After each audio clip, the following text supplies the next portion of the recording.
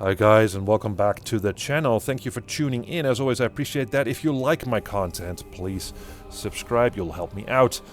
Let's talk about the Falconeer. And the Falconeer is a game in a genre that has pretty much died out, and that's the dogfighting game. And at the time, I really loved the first two Wing Commander games.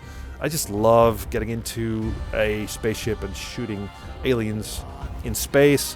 Now, of course, the Falconeer does not take place in space, but it is a dogfighting game where you get to fly around and shoot enemies out of the sky. And it is made by one guy, and it's very impressive that he has created this water world with various factions on little islands. And you get to work for a bunch of these factions. And the overall story, I was not impressed with. You don't get to spend a lot of time with the people that give you these missions, and the mission line of the faction sort of end abruptly. So, yeah, I wasn't impressed with the story.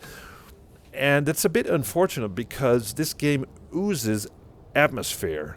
It has this shell-shaded, colorful look to it that's really impressive.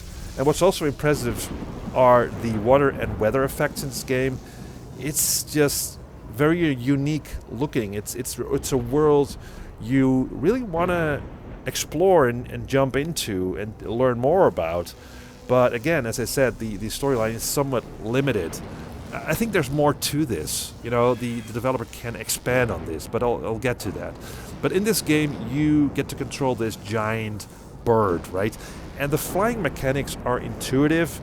For instance, if you let the bird dive nose down, then your speed meter will fill up, and the left shoulder button will allow you to speed up the bird as you fly to your destination. And the left trigger will slow the bird down. If you're getting into trouble, you need to make a quick turn. Now, missions consists of patrol runs, seek and destroy, escort, pick up, and deliver for various factions. So, yeah, in that way, it is kind of limited, but the same thing goes for the Wing Commander games. I mean, in Wing Commander, you also had to do a lot of these patrol runs where you go from one point on the map to the next, right? But the dogfighting is fun in this game. It's fun, but it's a little bit iffy in terms of controls as you roll around in the air and you try to line up shots. Fortunately, this game has auto lock, because without it, no way you're going to get hits in. So it's kind of iffy, as I said. Furthermore, there isn't really a lot to do in this game. Again, much like Wing Commander, you just basically fly around and get into these fights, right? So that's pretty much it. So it can get repetitive after a while. It's sort of a one-trick pony. Yes, you can sort of upgrade your bird with mutagens and with better guns, and gradually new enemies are introduced. But, you know, that's pretty much as far as it goes. So yeah, it's kind of a one-trick pony. But I guess, as I said, hopefully for the sequel, the developer can expand on this basic blueprint of the flying around. And it would be great if you could get off your bird and actually start exploring these little islands, because as you zip over them, you kind of get this idea of, wow, this kind of looks impressive, this little island. I really would like to sort of walk around and interact with NPCs. That would be awesome.